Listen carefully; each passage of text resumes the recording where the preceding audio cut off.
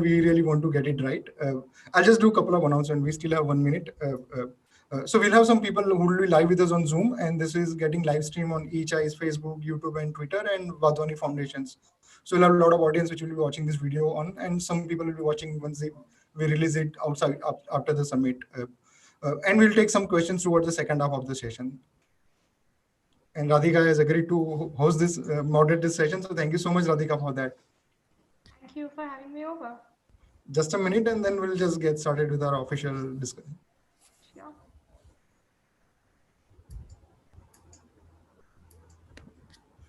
So this is our last session of this day 2. So this is like 16th session.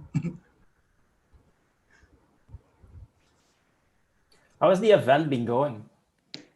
It's going pretty well. So in a way, we start with our friends from Australia, and we end the day with our friends from the US. But in terms of response, it's interesting because like in each of the session, we have a good set of people. Like in the today, we had a couple of sessions on product management and then product marketing. So for those sessions, those were people who were really interested in that session. So not necessarily everybody will be attending all the sessions. People will just pick up, okay, there are total 90. These are the 2-3 which is more relevant to me. And now that there is a momentum and we are able to reach out to newer set of people, they may join, like for example, some people may join us because there is a remote session, but they might be interested in something else that we also done. So in a way, it helped us create content and also bring newer set of people in our larger set of things. So it's almost 10 p.m. India time, so we'll start. So thank you so much, everyone. Again, I'm Jatin. I'm one of the co-founder of eChai Network. This is 12th year for us. For the first 9 years, we were primarily in one city in India, where we had created a good engaging community. And suddenly in last 1 year, we were able to start our physical communities in 25 global cities. So this summit is like a culmination of a lot of things that we were doing in last 1 or 2 years. This is part of CoRise Summit. So our idea is to be very sincere in our efforts. So we have a very diverse set of people, but of course, summit is not marketed as such. It's like just another summit having good set of people. It's just that once you look at it, you might get a sense that, okay, there is something sincere about it. So that's what we call, this is not a big resort. This is our boutique hotel.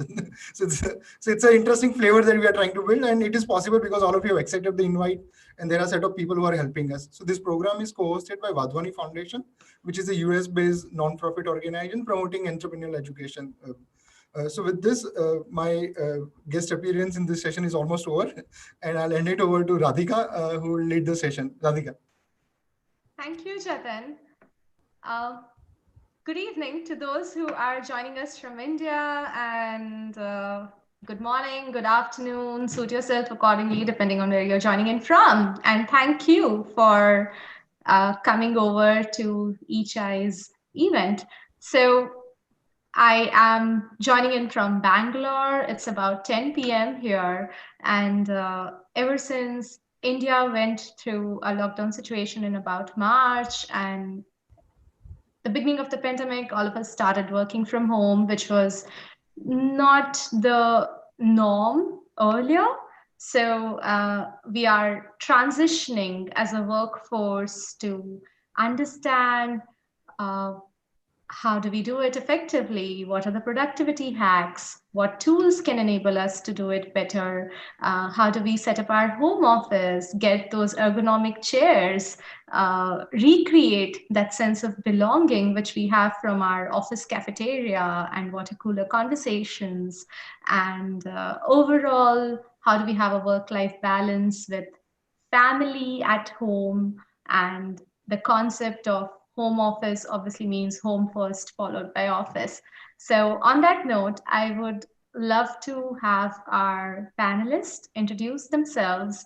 And after the intro round, we take it up from there. So can we have Laurel and then a popcorn round so she can pass it on to the next person? Of course. Thank you so much for having me. My name is Laurel Farr. I am the CEO of Distribute Consulting, which is a consulting firm that specializes exclusively in remote work. We leverage virtual jobs to solve a variety of problems for both the public and private sector. I'm also the founder of the Remote Work Association, which is a community of remote work advocates and experts. Anna. Great, thank you, Laurel. All right, my name is Ana Diest. I am originally from Spain, talking today from Croatia. And about 12 years ago, we started the company and we had this vision of working fully remote. It was an outsourcing company and we had people all around the globe. And we had to work with them in different time zones, working through different cultures. And we succeeded, but we made a lot of mistakes on our way. So there was a point we had such a knowledge base of how to work remotely. And we had created methodologies to work remotely. We had created activities. We had a set of psychologists design those. And we had project management tools just for that. And we said, well, the world is starting to go remote. Why don't we help other companies do that? So that's when we created Managing Virtual Teams. And that's what we do now. We help companies do this transition or companies who are starting from zero. And we have help with consulting, with courses, providing activities. And this is why I'm here today. And I'm very excited to be here and to share any knowledge. So thank you so much for inviting me. And maybe Johan, you can tell us a little bit about yourself. I think you're muted, Johan. Now speaking to you finally. So my name is Johan Janssens. I'm a co-founder of an open source content management system called Timble. I've been working, well, what you call remote, but I don't like the word because it makes me feel like I'm somewhere in the bush, far, far away in a little tent. Working, so remote is just a weird word. I've been working from home basically my whole life. I've been working with people from all over the world building software, and the company that I run today is also people working just from home. We have a group of 15 consultants working probably in 9 different time zones. And I think that we started the company 10 years ago. One of the things that I've learned is that there is actually no rules for all of this. It's a little bit like when I was young, a little story. When I was young, I loved to play with Lego, right? You know, the Lego blocks, the little bricks. And when you buy a box of Lego, the box comes with a set of instructions, right? You can make different things with your Lego. So you go through all the instructions, and then you build a little ship, or you build this or that, and you have different variations. And that gets boring after a while. So you throw away the instructions, you buy another box, you bring the 2 boxes together, and then you start building things with it, right? You start bringing it together. Like companies are like a little bit like that. There's a lot of people trying to explain to you what all the rules are.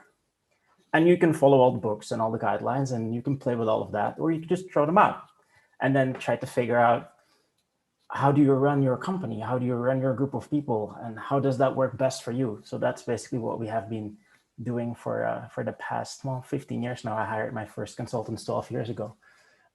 We have basically thrown out all of the rules. So maybe there's some questions about that later, but we do things like, we don't have employees, we only have consultants. People decide when and where they want to work and how long they want to work. There are no fixed hours of working. We don't do meetings, we don't do calls, we don't do email. I think it's been months since I sent my last email to my team. We have no idea of vacations or holidays. If you want to be working tomorrow, that's fine. If you want to not, then that's fine too. If you're going to be away for a month, well, then please tell us a little bit in advance, but that works. So basically, the whole rule book of how do you organize your company, we throw it out. And the only thing that we started focusing on is productivity. Like, how can we as a group of people be the most productive? And that has been working quite well for us in the past couple of years. We've gotten better and better at optimizing our own flows and basically turning a group of people into a very productive team of people. And that went with a lot of lessons learned and a lot of hicks and steps forward. Okay, so who's next? Let's Nas. Hello, everyone. I have logged in from Bangalore along with Radhika, and I'm really excited to be part of this panel, primarily because I'm basically from the HR background. I take care of employee engagement at my workplace. And like everyone else, lockdown came too sudden, and remote work culture also came into our organization too new and too sudden. So of course, years together, people have argued whether is this the right thing, should we do this, I mean, how are we going to measure things, and a lot of questions. But thanks to COVID, I think globally everyone realized that yes, this is the new norm and we need to go on from here, but how? So me being taking care of employee engagement, that became quite a task on us, whether we had to go back looking into our BCP plans and things. But over the time, that was very short-lived. We realized as days go by, we realize if there's a culture in the company, remote or not, that'll be there. We just need to blend in with people. We just need to understand what really people need, because an organization comprises of people, and people are nothing but who connect with us. They're not resources. We just need to treat them like people.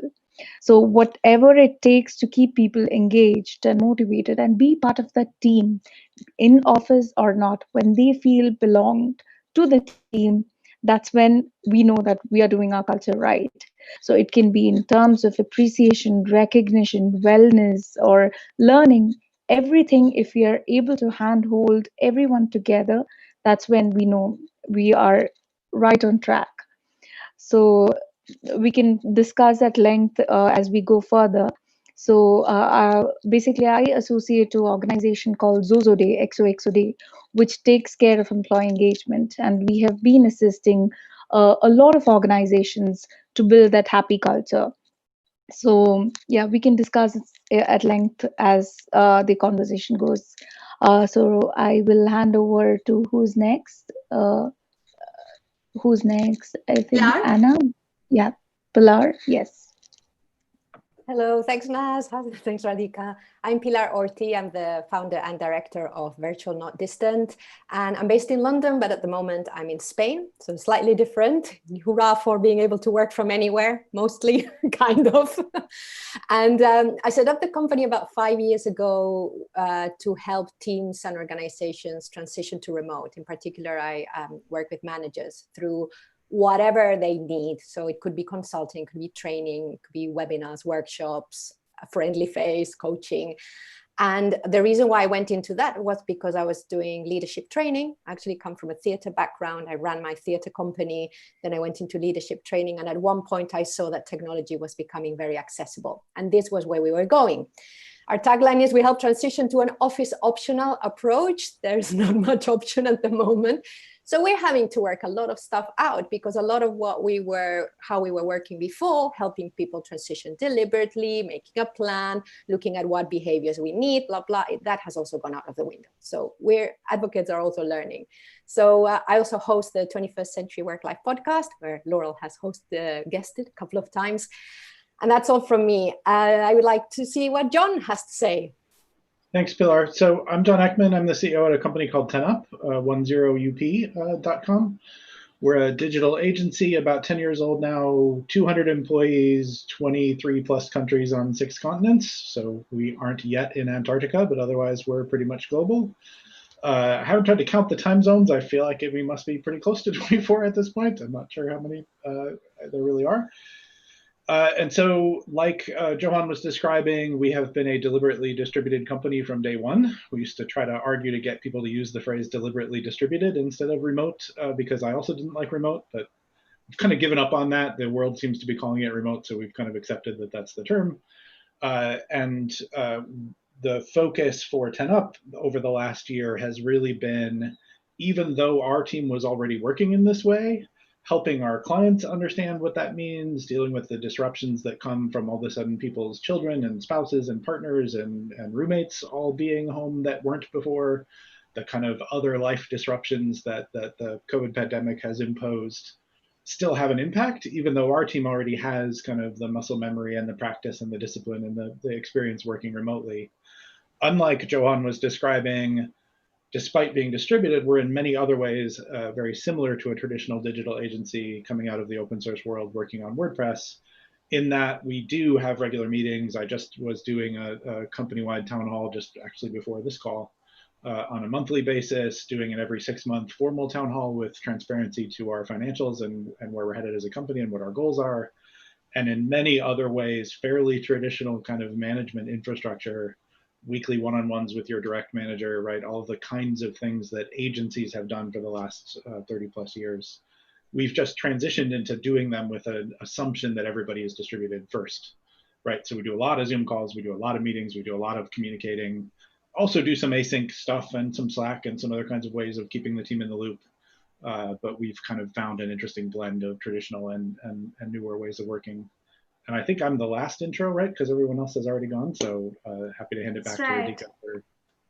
Thank you. So I would love to talk more about deliberately distributed work / remote work with all of you amazing people here on the call. But before that, just to get a bit of our personal side out here, and because we are humans first, followed by whatever professionals, I would love to have each of you talk about a daily ritual, a morning routine, or something that you're doing outside work that is really keeping you grounded and sane and connected in these times. John, to start off with? Me or John? Because I didn't. John. Okay. Oh, sorry. I thought you said Johan. So easy for me, my daily routine, I walk the dogs in the morning and then I take a longer, faster, more athletic walk myself. I live in a coastal community here in New England, so most of the year I can actually walk along and see the ocean and the harbor and all that. And I'm an early morning person, so I'll do that at 6 or 7 a.m. and then be online by 8 and ready to work with the team. I find I'm not a person who carries a device with me everywhere. So even though I bring my phone with me on my walk, I'm not looking at email and I'm not looking at Twitter and I'm not looking at Slack and I'm tuned off. I've got music on and I'm paying attention to that other part of my brain. I find doing that good 4 days out of 5. I don't necessarily get every day of the week, but pretty consistent about it over time. Wow, that sounds great. Oh, what's your pet's name? So I have 2 dogs. Their names are Finn and Jasper. Jasper after Jasper Johns, the artist, and Finn after actually Fitzsimmons, Finnegan, long story, but Marvel's Agents of S.H.I.E.L.D. Is where he got his name from. Wow, awesome. Johan, over to you. So I don't really have like things in my day. Again, because we're super free flowing. So there is no like fixed schedule, right? I can be, we have people in Asia working from Asia too. So I can be working like at 5 a.m. in the morning with the consultant in the Philippines because there is some things that we need to work together on. There's one day in the week right now. Well, it's going to switch in September, but there's one day in the week, which is training day. I'm basically like not working much that day. I do my workout. I do my ski training. I'm a ski instructor, so I train in a racing team. So I'm very involved on like one day where I'm basically like not much working. The rest of the week, weekends don't really exist. Like it could be that I'm working a lot on Sunday, but not much on Monday. It could be that I'm not like feeling it on Tuesday and then do something completely different. There's a little bit of rhythm in the week. There is always a day that we work on marketing, that we are writing something. There's a day in the week that we're doing a little bit of social work. There's a day in the week that I need to do sales and go over that. So every day kind of like has a kind of topic. But for a personal routine, the one that everybody has, you try to sleep 7-8 hours a day. You wake up, you need to eat something. All those things are also exciting little things to do in the day. And maybe when I have time, some Netflix in between. Oh, awesome. What's your current favorite show? I was watching The Witcher lately, which was actually quite nice. I'm into sci-fi. I'm a geek, so I'm very much into sci-fi and fantasy. Awesome. Laurel? Yeah, I'm a lot like John. I have a log on and log off routine that really helps me plug in and unplug, because otherwise I would just be working all the time. I love my work and it's very accessible, and but I've found that the headspace between going to work and unplugging, after 14 years it wears on you, and so I do have those routines. But when I'm logged off, I do find that it's very helpful for me to have something very, very manual, because I am on a screen all day, and living in a technical digital world and using technical digital equipment, it is nice for me to do something manual. So I like to get outside, work in nature, like garden or build things outside. We are renovating a farmhouse here in Connecticut. John and I are New England neighbors, and so I do like to do something very physical to kind of counterbalance the very digital side of my work. That sounds really interesting. How about you, Anna? Yeah, I hear what Laurel is saying. I agree with her.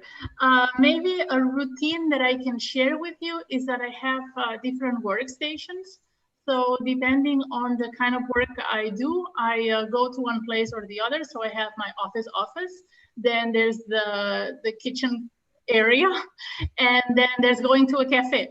And luckily enough, where I live, the cafes are still open. So I tend to leave like one task that requires certain creativity to that 1 hour where I will be at the cafe. So if I have to write something, or even if I have to do something that I don't really feel like doing, I might leave that for my coffee time and then just get over it like a Band-Aid. Interesting. To switch workstations is quite a thing, and that ways you get to experience maybe sunrise from one part of your home and sunset from another part of a cafe. Yeah, that, and it seems like there's like different energies flowing depending on where you are. So you can do certain tasks better when it's not like in your normal environment. And I really take a lot of advantage of that. True. How's it for you, Pilar? I've got a different routine now that I've had for a month because I'm in a different place. So I make the most of that, which is really nice. Go down for a walk down the beach 1 hour in the morning before breakfast, because that's when it's cool enough to be able to do it, and actually when there's not that many people around. But my routine that I've had for a very, very long time back in London and with my husband, because my husband works part-time now, but we've done a lot of freelance, self-employed, running on business. Again, not much routine coming through the way of work. I get up at the same time every day. And the routine is we have our toast or whatever at the lounge table watching a sitcom. So a 20-minute sitcom. We will watch the first half during our toast and then go to the sofa, have our coffee watching the other second half. I don't watch much TV. I watch that and other things. But what I found is that I start the day laughing. And it's brilliant. I recommend it. Here, I don't need it because I've got something else. I've got a different kind of start to the day. But in London, Anyway, if you like sitcoms, brilliant. And we don't have children, so we can do that as well. So we found a way. Wow, and that's an amazing way to beat, I'm sorry, but the otherwise gloomy weather in London. Well, London weather's changed. We have a flat where there's lots of light coming in, and sunrise and sunset reminded me. We see the sun rise through the kitchen, and we see the sun set through the lounge. So when it's there, yeah. Awesome. Over to you, Naz. So I actually stay in a joint family. I have a lot of people in my home. So in that, 4 of them working in different areas. So I have them talking all the time. I have kids in my house who keep talking about their stuffs. And I speak to a lot of people in my office as well. So my day passes in talking to different people on different things. It could be a small child talking about her things at school, or so typically my day passes by speaking to different people at work, at home, from my grandmother to my youngest cousin at home. So that pretty much takes up all my day. That's interesting. Thank you, everyone, for sharing these details. I think for me personally, one of the things that's really working. So I host remote games for companies. It's an employee engagement activity to get a lot of conversations going beyond just work. And one of the things that really works for me is to write my gratitude journal, because it really keeps me grounded, makes me revisit all the things that I'm thankful for, and starts my day on a great note. Okay, so we have an interesting thing going on here. So I would love to get a sense on from each one of you, in a very Peter Thiel 0 to 1 bookish way, but is there an uncommon truth that you believe in, something that people don't necessarily know as widely or would agree with, but an uncommon truth with respect to your work, with respect to your professional lives that you truly believe in? Feel free to take it up. I don't know if it quite fits that description, but I often get asked by, last 20 years in agencies of various kinds, and my colleagues or former colleagues who work in agencies that are not distributed and are not remote and are still going into offices often kind of ask, how is it possible you can do work remotely? Like, how could that even work? And I think what I have tended to say, which sometimes gets considered contrary, is it's no different at the end of the day. What an agency is trying to do is provide excellent service to clients, accomplish what they're trying to do, provide a fulfilling place for employees in which they can use their skills, make a living, and grow, and provide financial stability for the company as a whole. And those three pillars: how are we serving our clients? How well are we meeting their needs? How are we keeping the team engaged, happy, and healthy? And how are we keeping our eyes on our bottom line and our finances? Are the same whether you're all in the same space or you're in different spaces, right? So I used to commute an hour and a half into Boston to sit in an office and be on the phone with people from Portland, Oregon, or New York, or Chicago. Now I do that from here, but otherwise the fundamental basis of what it means to do digital strategy, to do development, to build websites, to do design is the same it's always been.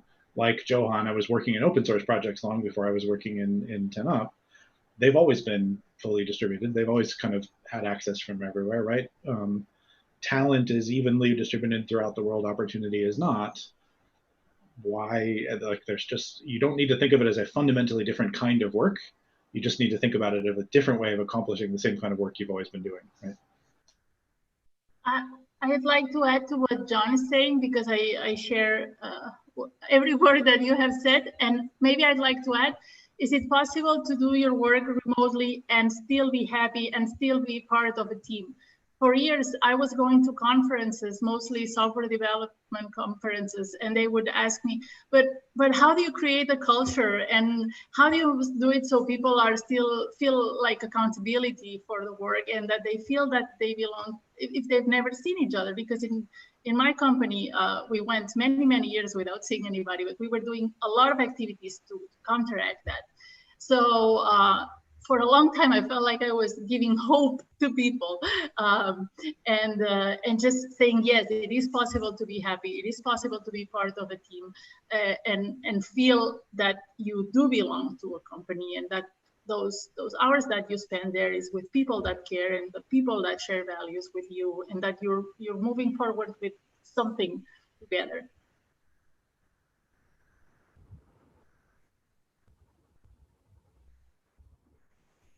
Somebody else? Naz, would you like to add something? Yes. So again, there was this question that a culture existed only when we go to offices, right? When we met people, because as you said earlier, we're all humans first and then anything else. So even now, companies, I'm not sure people really think whether it's possible, right? Because there are people still arguing that it's all about work and we are living in office and not working from home. The thought still exists. But I think companies, especially I personally, I had that doubt whether if I don't go to a company, I take care of the engagement piece. So I thought if I don't go to work, that wouldn't happen. But now, I mean, it's rewritten, it's rewired, right? The engagement piece, especially you've been hosting, Radhika, you know how it works. And I think being remote has only increased that awareness among people that even if we are away, we still can manage that, and to a very good level, I would say, an inspiring level, where we share not just about ourselves, but we do include our family members too in our work. Our families know what we are working on, right? They completely understand whom we are speaking to, and even they have learned their etiquettes, we have learned our etiquettes to be at home. So it's a wholesome culture that we develop by bringing in our families and letting them know that this is what I'm doing. So yes, we've made it possible and everybody's aware of it. And those who are not, I think they should really look into it. Absolutely. In fact, plus one to that. And earlier today on eChai, I was attending a session on product management. So Valentina was on the panel, and her cute little one came and hugged her from the back. And she was on mute that time, but like we could see the activity happening. And I was like, wow, this is so adorable. And she just kept her calm throughout, like a wonderful mom. And for about 3 to 4 minutes, the kid was there, and then she was like, okay, like she guided the child out of the call. But yeah, when you're working from home office, it is home first, it is family first, followed by everything else. And I think that's the reason when I do my remote games calls, some of them are so inclusive that we involve families of employees so that everybody at least has an understanding of what is it that they do at work.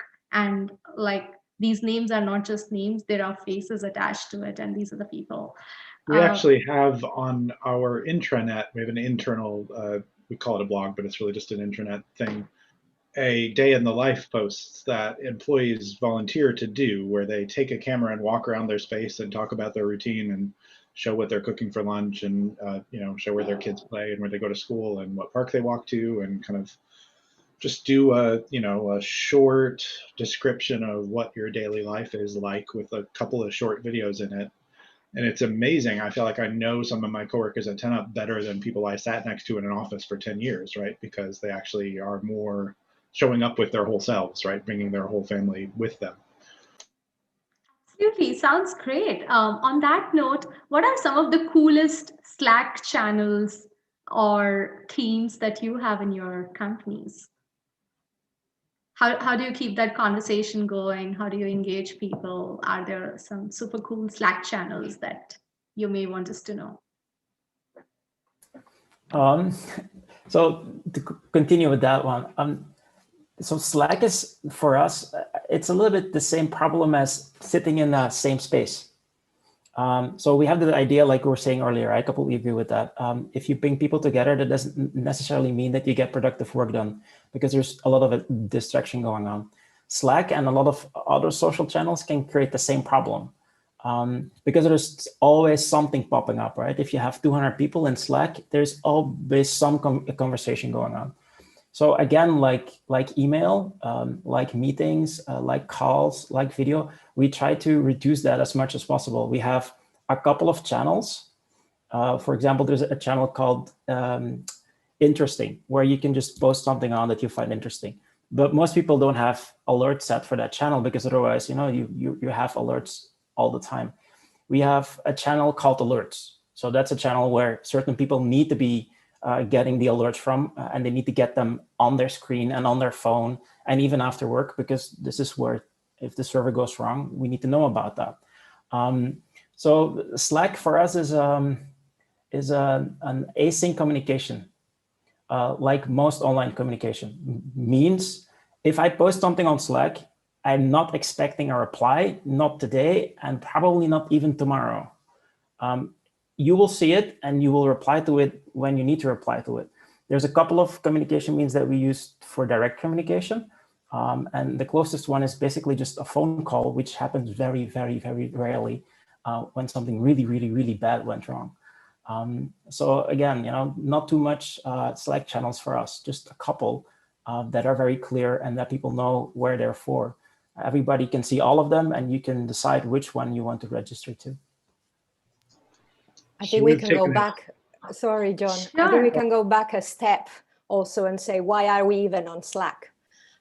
Because I think that whether you have a lot of conversations on it, whether the conversations are work related, how we have those conversations, are we just using it for banter to check in with each other, and actually then we have other conversations on video, that is going to be how the culture is built. So I think it's really important to understand why we're using these tools, and that each tool is going to require a set of behaviors or encourage a different set of behaviors. And those behaviors that emerge are going to be what your culture becomes. So I think I'd go even one step, and Laurel is going to say something. I went up for you because I'm like, hopefully controversial. Yeah. No, I was going to say something similar, that I think for us, the channels are interesting and they're fun, but it's the process of finding the channels and developing the channels that's where the true culture development is coming from.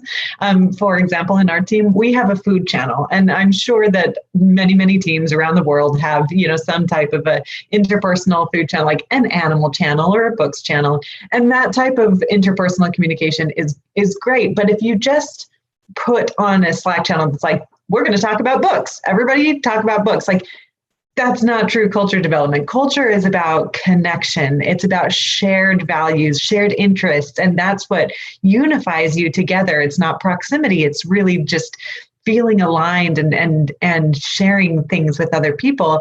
And so finding and discovering the channels is our culture development. It's like, what, you love food and I love food? Like, we all love food. And so we have this Slack channel and we get deep, like we're like out in the garden with each other with the videos, and like we're picking food for our dinner tonight, and we're sharing recipes, and we're sharing videos of tutorials of like how to cook these different international dishes. Like, it's about when you discover that shared interest, then you can really have that full permission to discuss it, and you want to discuss it, and it doesn't feel like an assignment from the people operations team.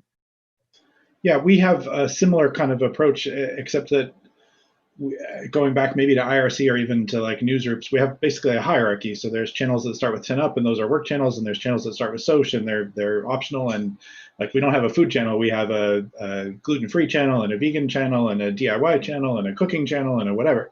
But like, they're all, I don't disagree with Johan that they're sort of there for async communication, and they're voluntaristic, and they're for people to express what they want to express.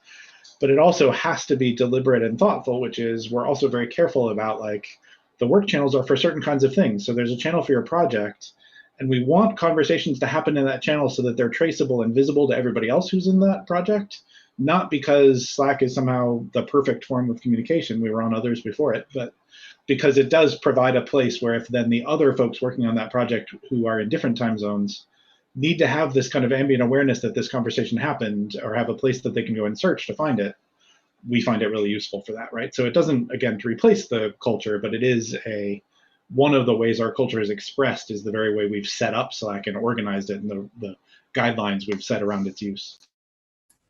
I'll add something more to that. So to frame the conversation, to frame it how we do it, we have written what we call a playbook. A lot of companies have it, where we describe how it is to work together at Timble. It's a document that we give to every new consultant. And we basically say, okay, here's a document, read it, and then change it, because probably after a couple of months or years, things have changed. So amend it and improve it. And it explains how it is working with us. And part of that is how we work with communication. So we have 3 main communication channels. We have email, which we use very, very irregularly, which, as John was saying, is for, I need to include multiple people and this needs to stick, right? So you put it on email. Then we have all our project management tools, where smaller groups of people are working together, and that also sticks because you can create a ticket and you can follow it up. You can see the notifications. And then you have Slack, which is very async. It's very on the spot, and it's something that we don't necessarily rely on. If Slack isn't there tomorrow, we should still be able to operate. And then you can have your own channels. But what we're seeing, because we're a smaller group, or we're not 200 like John, we're like 15, 20. So most of the communication is actually one-on-one. or small channels that are being created by a small group of people to discuss a specific topic, and then the channel is removed again, and then you don't get that list of like quite a lot of channels going on. And then you have a list of, I think we have 10 main channels that are important. It's funny, one of the like longest standing conversations that we've had at 10up is about how you manage notifications and communication, and like if you're in a bunch of Slack channels, which ones do you set notifications for and when, and how do you turn them off and on again? And there is a certain like, as a distributed worker, you take on more responsibility for some of that, whereas in a traditional world, maybe somebody would manage it for you more aggressively. But I think of that as flexibility and freedom, right? So I'm happy that that's something that I get to choose how my alerts are set up and which channels I get alerted for and which I don't. I think we'll have Pilar have a last say on this before we move to the next thing. Pilar? I'd like to say, if you don't like talking about random stuff, if you only like talking about work, it's fine. Because we have a very small company. So there's my colleague, Maya, then Becky, who's just joined us, and I have some freelancers and our podcaster. We don't have a random channel. We don't have a food channel. We don't have, and this is quite interesting to understand, especially as a founder member, which I am, is that I go in through the work, and then when I'm really comfortable and can really talk about my work freely, because it's what drives me, then at some point I'm interested in the personal stuff. But as a founder, you have to be very conscious that that is your preference. So I've ended up hiring and working with people who are like that, because, but I think it's really important to understand that we might have a culture where social is really important. We might actually be people who never talk about our personal life. It doesn't mean we don't bring our whole selves to work and know each other really well as people. So I just wanted to put that out there as well. Sure, that does make sense. There could be really introverted people or just too shy to bring their personal Well, it's lives. not about shyness. It's not about shyness. It's about how you want to connect with people. It's not. It's much deeper than that. Just wanted to make that distinction. I completely agree with that, Pilar. We don't talk about anything personal on our Slack channels. The rule is simple. If you have a personal issue that you want to share, free to do that. If there's something fun going on in your life, you want to share that, you can do that, but people don't necessarily do that. There's no conversation around it. But if you have a personal emergency, if there's something going on in your life that inhibits you from working the way you should be working, then just please tell me. And this is where people send me a personal message, or they send me a little email saying, hey, I'm sick, or I have somebody passing away in the family. This week is not going to be a great week for me. That kind of personal conversations we have, and I want to know about that, because that allows me to know why somebody isn't himself this week, right? And how I can help him get through that, or how I can change the situation or change the work, change the tasks to get him through that. But I think we're too much geeks to talk about cooking, I'm afraid. Interesting. Okay, so on that note, I would love to understand now that, globally, a lot of us are working from home. What is something that enables your teammates, your employees to connect with the outside world? So when you have offices, you have cafeteria. When you have offices, you have those social clubs and things going on. But like right now, what is their connection to the outside world?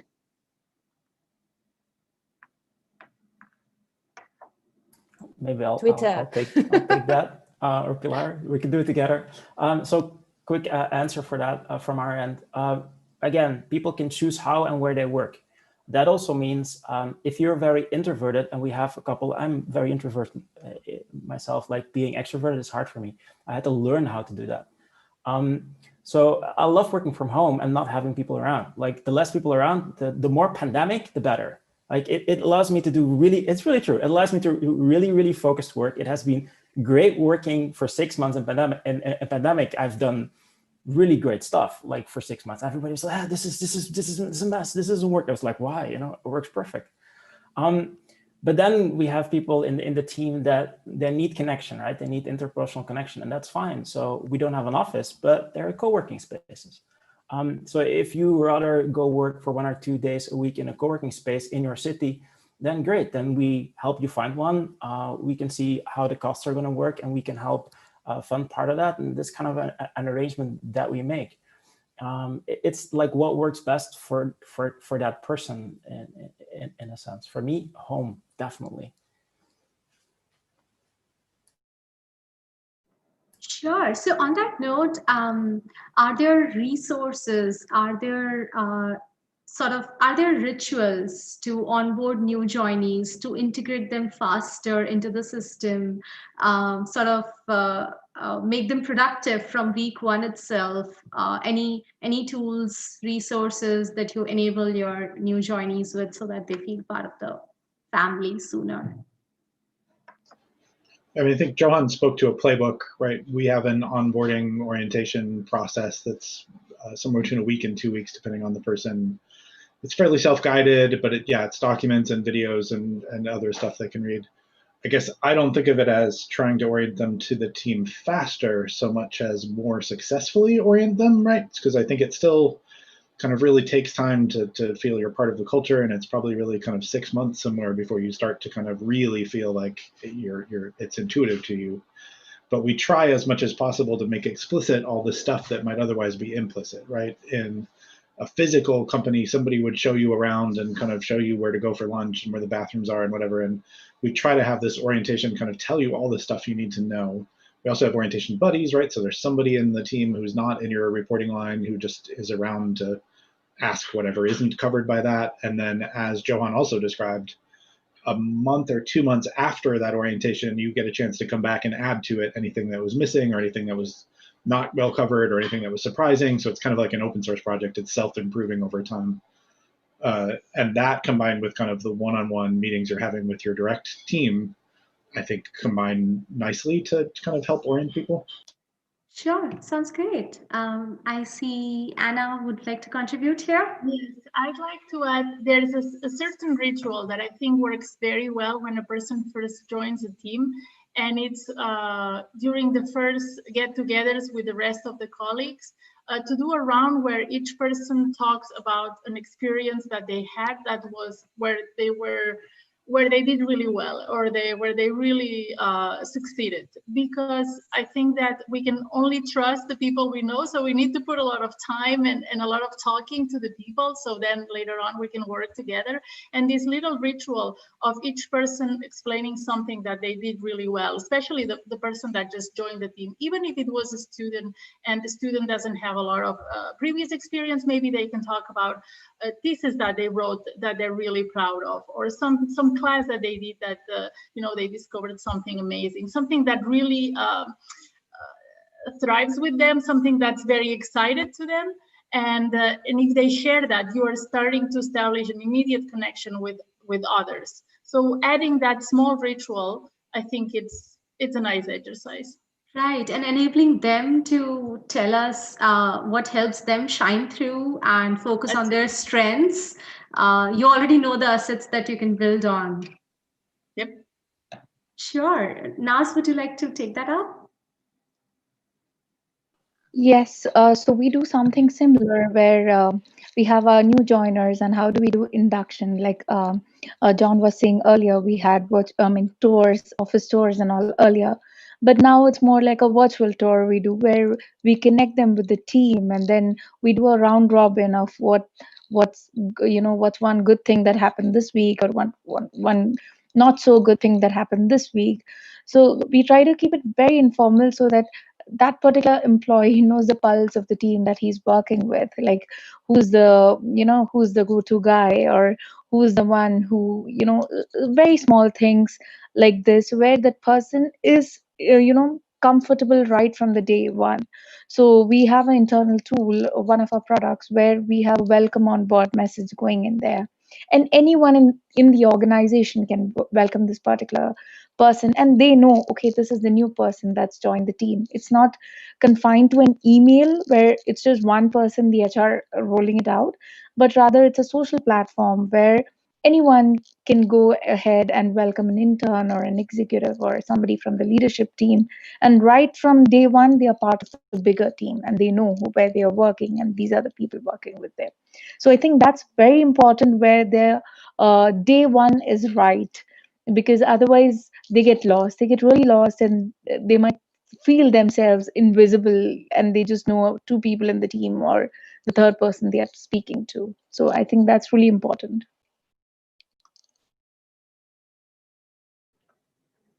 All right, interesting here. So, is there a tool? Is there like, one of those tools, platforms, apps that you really have to have in your day-to-day functioning? Is there something you cannot live without right now? Yes. Tickets. We have a couple very, very simple rules in Timble. And the rule that stands on top of the list is everything is a ticket. If it's not in a ticket, it didn't happen, it will never have happened, and you're not going to get paid for it. It's really that simple.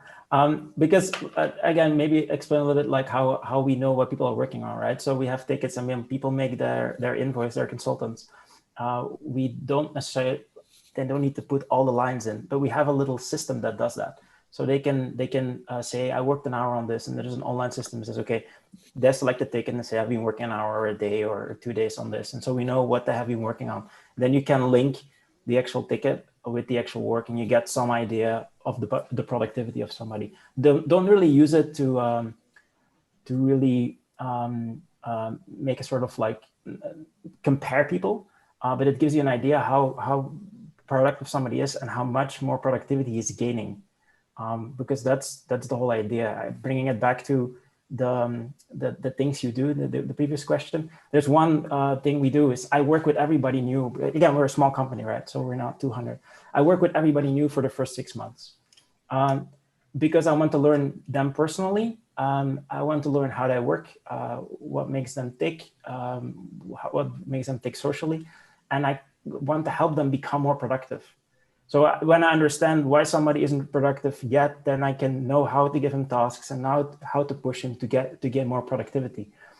Again, like this is for us the most important, right? You bring somebody in, which is a great coder. Now, how do I make that great coder a really productive great coder? And that takes at least 6 months to 3 years before you actually come to the point that, okay, now we see the differences. And then you see it flowing through tickets, right? Then people can take on tickets faster. They can start working on them, and then things flow from there. Without tickets, it will never, ever happen. Sure. Pilar? I've got a question. So would you say that you build a culture of learning through really focusing on tickets as well as your... So that's interesting as to what is it that you want people to be doing in the company? And I think it's great that it's very deliberate, a culture of learning, and you're very deliberately well, so technology in that way. Yeah, we're not a company to make profit, right? So most companies they bring people together in sort of herd, right? To put them together a little bit like almost like a cattle, and then they try to feed them and they put them in a chair, and then they need to make money for them. I'm doing a company because I like people to evolve. Like I'm investing in people. So people coming to Timble, they either stay, and that takes them approximately a year to figure out, or they leave after the year because it doesn't work for them, and that's fine. But the people that we now have are there for 8-9 years, and it's a group of people, right? So it's a family. We know things about our personal life, not because we have a cooking channel, but because after 9 years you learn stuff about each other. You learn what makes somebody a great developer and where they want to evolve to, right? If tomorrow you want to start working on something new, then let's figure out a different project or a different angle or a different product, not because it makes sense let's compete on this. No, because it makes sense. This is cool technology, right? Let's figure out how we can do something with that cool technology because it's something that you as a person want to learn about. And then we will figure out how to make money with it after.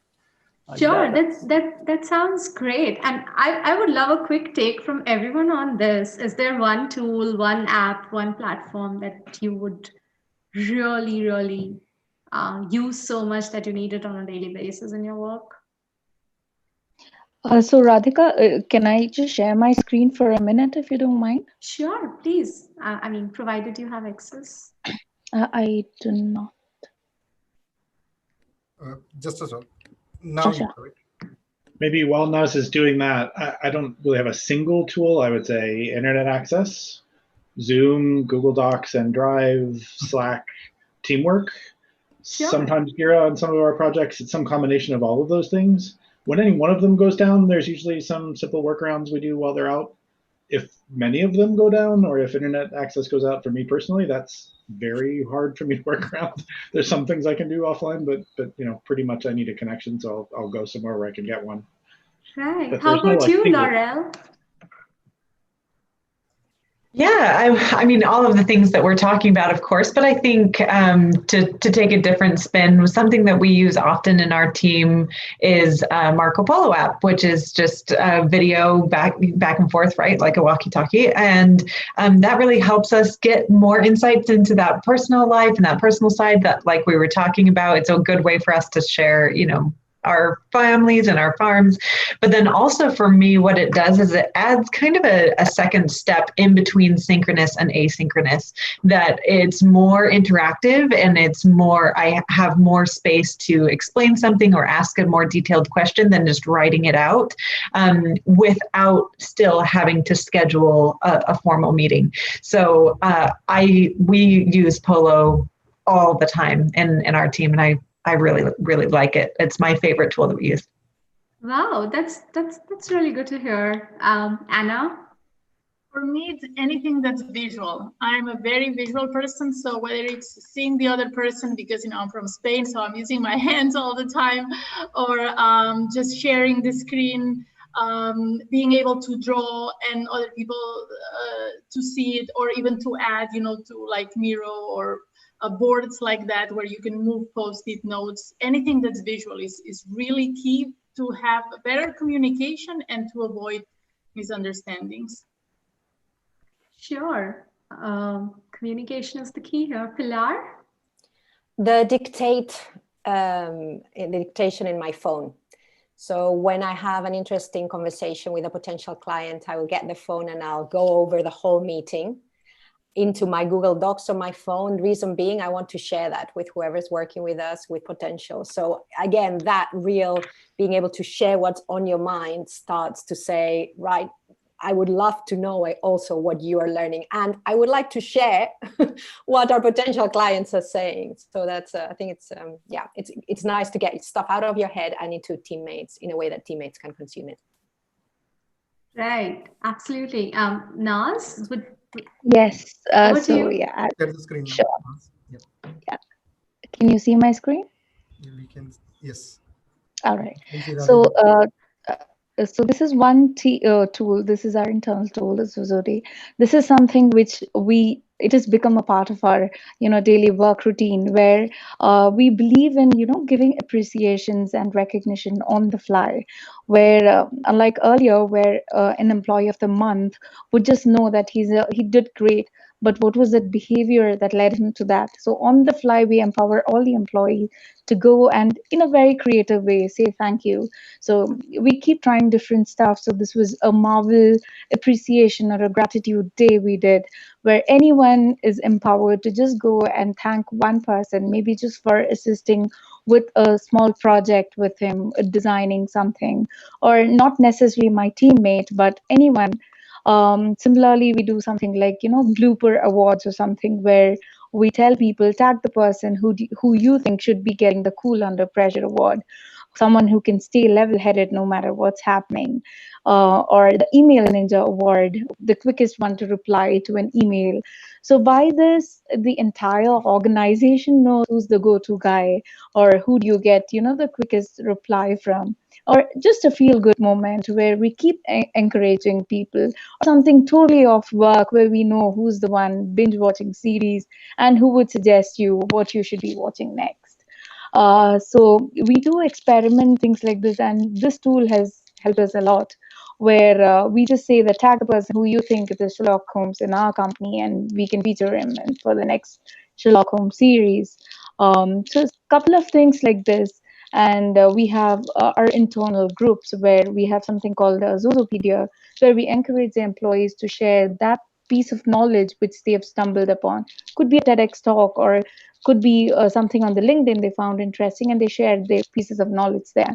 So with this, we kind of encourage people to actually know people better apart from work, or what is that one behavior of theirs which is special and which makes them different, or this is one cool trait about them. So is there a way that people could get in touch with you after this session? Is it okay for you to drop a message in the chat box? Yeah, sure. I'll do that. Those interested could follow up with you? Sure. I'll do that. Okay. Yeah. So awesome. On a closing remarks, that's helped a lot. So yeah, I'll close with that.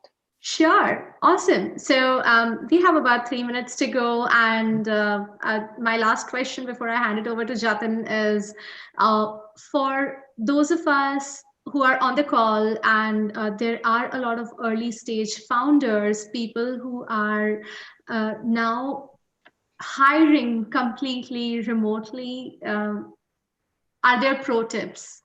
Are there something like 1 or 2 quick pointers that they can definitely keep in mind and hire better from a remote first perspective? I don't know if it counts as a quick tip, but I would say the fact that the hiring process itself runs very similar to what working with us is going to be like. So we're following some of the same kinds of steps as we engage with a prospective employee that we will engage with them when they are an employee. So they're showing up in the same way. That means we're doing interviews over Zoom and exchanging stuff, documents through channels the same way that we would when we actually worked with them. So I think the big challenge is companies who aren't used to doing it that way, who are now sort of forced into it, and whether they were properly prepared. If it's how you've always done it, it just feels natural because it's the same way that I work with my team. So why wouldn't I interview somebody that same way, right? I agree. I think it's an opportunity. When we just see it as, oh, I just need to hire somebody, you're not really unlocking the power and potential of remote work. So see it as an opportunity to increase diversity in your team, or to get a representative from the market that you're trying to reach or something. But see this as a boundaryless, unlocked potential for you to really increase and strengthen your capacity that you weren't able to before.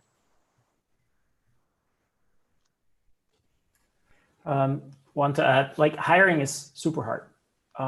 Finding people that is going to fit, the bigger your company, probably the more they can hide around the corners. But if you're a smaller group of people and you're a startup, hiring is always very hard because you're looking to bring people in a very short amount of time, and they need to fit, right? And this is the hard thing, because we know fit takes months and years to achieve.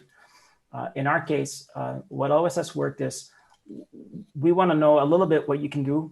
So show me a little bit of what you have done. We are skipping all the interviews because they don't get anywhere. And then just start working with us.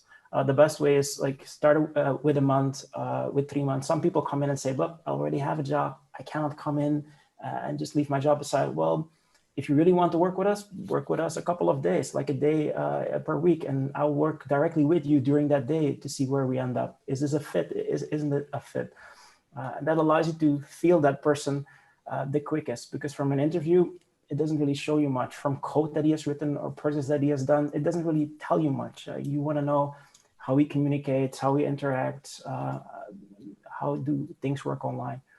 So really, working directly with the person has been the best way of finding employees and, well, consultants in our case. Radhika, we are almost 1 hour over, but since this is the last session of the day, we can extend it for 5 minutes if panelists don't mind, because I want to ask one more question once this round gets over. So we continue with yes, who's Pilar? I'll come in. Yeah. So one thing that we might not have needed to do in the co-located space was to consider this asynchronous and synchronous communication and the balance in your company or your team. So that may be one more thing you need to look at is, does this person know how to communicate asynchronously a lot, maybe text-based, if that's what we're doing and that's what we want to continue doing, or actually we're on meetings all day, is that's another bit of fit that maybe we hadn't thought of before. Absolutely. So who's left? Naz? Yes. Sorry. So somebody speaking? I see Anna wanted to make a point. Yes, Anna, please go. No, I wait. All right. So I was just saying that cultural fitment is something that we need to take care right from the interview, right? Because a company doesn't breed in culture of a person. He gets it from the way he's brought up, from his surroundings, from the people he's been with, or a little about himself too. So whenever you're interviewing, maybe the culture in my company won't fit you, or the what's happening with your company won't fit me. So it happens right from the interview. We should just not analyze or assess people on the skills, but also we should have one round where we try to analyze. Of course, a few minutes wouldn't decide that, but somewhere we need to have a look into that, whether would this person fit with the rest of the team? Would he be a cultural fit in my organization? So I think everybody should, put their eyes in front and have a look at this as well. Sure, Anna? I'll say that yes, the cultural fit, I agree with Naz, is the most important thing. There's another aspect that I think can help, and it's to find out how autonomous the person is. I think that we need to face the realities that when we work remotely, we need to always have that machine inside of us running, and it's harder to reach out and get the energy from others. Even if the company is doing a lot of things, there's always a point where you hit the wall, and you need to give the energy to yourself. So hiring people who throughout their life have already had experiences where they showed certain autonomy is going to help a little bit that rate go a little bit higher, I think. Sure. Thank you so much, everyone, for showing us a personal side of yourselves, your routines, your rituals, how you're managing your teams, their morale, and how deliberately distributed work is coming along for everyone. Over to you, Jatin. Yes, last part. So one of the things we did in our earlier sessions was to ask each of the speakers, in the context of this session, if you were to get a superpower for becoming a better remote leader, what would that be? Radhika, we start with you. What superpower you need? Sure. I think I would love the superpower to be able to jump from one video call to the next in like less amount of time, or for that matter, I would like to really like clone myself, log into the next call and know my presence is there, and somebody's sort of spying on my behalf to see if that call has actually started while I wrap up this call. Wow, please pass on something on that front to me also. Thank you so much. Johan? Superpowers. Patience. I would love to have buckets and buckets and buckets of patience, because sometimes something happens and you go, I want to have it move right now. But then if you try to force that, then it's going to be a customer who's going to get upset, or a consultant is not going to feel that he's performing well, or you get stressed, and and then everything starts rolling downwards from there. So super patience. Awesome. You've been assigned that superpower, so other panelists cannot get that. So you have to okay, thank you. Superpower. Naz? Well, I wish I got patience too, but I think Johan's already taken that. So I think I need the superpower to actually balance everything out, because we do not know if we are spending a lot of time at work, or we are spending, to know what's right. So I think I need that superpower of knowing what's right and what's the right balance, because often I fail at that. Awesome. Pilar? I would like to have a superpower where my thoughts get channeled into the person who needs to be hearing them or listening, so I don't have to remember to tell them what's in my head. So I'll leave you with that. John?